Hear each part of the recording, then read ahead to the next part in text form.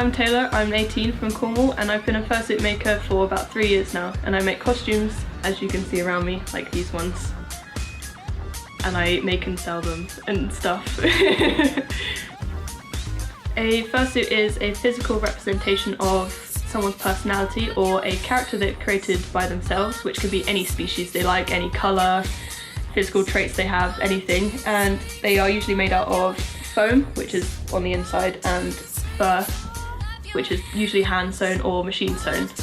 They usually wear them to conventions or meetups or anything like that, and you can probably compare them to sort of like a mascot thing for maybe like sports events and things. Very similar, but they are different. The Furry Fandom is a community, mostly online based, which share an interest in anthropomorphic characters, which means an animal that walks on its hind legs and has human qualities. The actual costumes themselves are usually taken as commissions, as there are hundreds of makers within the community. So many different ones, such as Sky Pro fursuits, More for Less, Mixed Candy, Mischief Makers, thousands of them, so many. I think my favourite one has to be probably Mixed Candy, because I really love their style. And I have to mention that most of, every single maker is completely different. So you have a lot of choice which style you like best, whether you want to go for this one or that one, whichever commission you want. Fursuits can come in thousands of different styles. There isn't just one specific style of fursuit, so that gives you a broad range of choices from different makers that you might want to go to take a commission from.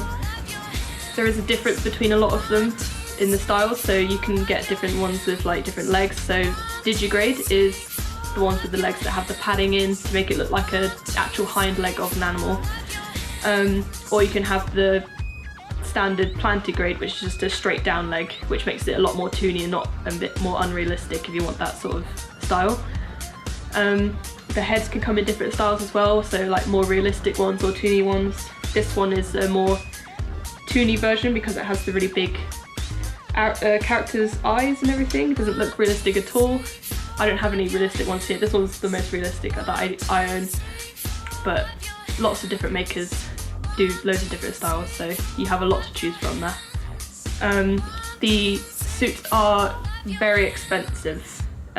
Full suits with sort of digigrade padding, which is on the big legs and everything that make it look realistic, usually range from $2,000 to much higher. I've seen some go for about 12 grand, which have been up there as the more expensive ones. Depends which maker you go to as well. The reason they are very expensive is because all of the materials, such as like the faux fur, the foam, all of the sewing materials, like everything like that, it's very costly.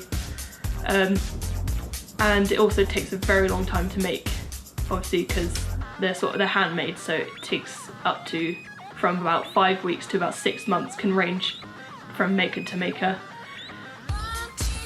A lot of the fandom isn't just about the costumes. Most of it is more so towards the art community. So a lot of people draw each other's characters as commissions or just personal things, because not every furry has a costume. I think there's like a percentage, I can't remember what it is, but literally like not many have costumes at all because they're so expensive and things like that. Or just personal preference, they might just be in the community for the art. The people that I've met that have costumes like this, they say that it really helps them with their confidence, because a lot of people that are in this fandom are very introverted, shy people. They don't really like interacting with new people. I know this from personal experience, as before I had all of this costume work that I did and going to conventions and stuff in them, I was very shy, didn't really like talking to new people. But as soon as I'm in the costume, I'm a completely different person, very confident in myself. I can go up to new people, talk to them straight away, take photos with them and things. And it has helped me grow as a person doing this, definitely. I found this fandom through just normal cosplaying, as I used to go to a lot of conventions as different characters from like movies or TV shows, which is completely separate from fursuiting. And this head here is the first fursuit head that I made.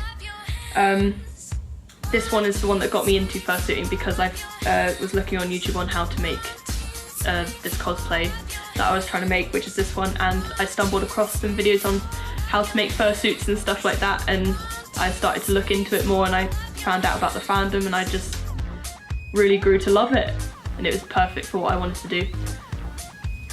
Around here in my local area, as I live in quite a small village, everybody knows me as the person who makes the costumes now. After I explain it to people what all it's about and everything, they think it's really awesome, they really love what I'm doing, they think all my costumes are great. And I usually go to little things like the village carnival that we have, which I go around and with a little collection bucket, and I raise money for things like that, and I go around high-fiving people, giving them hugs and stuff, and they like to come over to me and take photos of me and things, and they all think it's really awesome what I'm doing. And I get a lot of support from family and friends as well here too, because they think it's really great. Definitely on high demand at the moment for fursuits, because the fandom is growing so much at the moment and so quickly. There is a lot of new potential customers that are wanting commissions done and things from various makers. Even I get asked about once a week actually about commissions from people around the world wanting costumes from me. I have sold a head before as well to someone in America, and I haven't started commissions properly just yet as I feel I don't have enough free time and I'm still in college and everything, so I don't have enough time to make them professionally yet, but I'm hoping to start them soon when I finish college and have enough free time basically.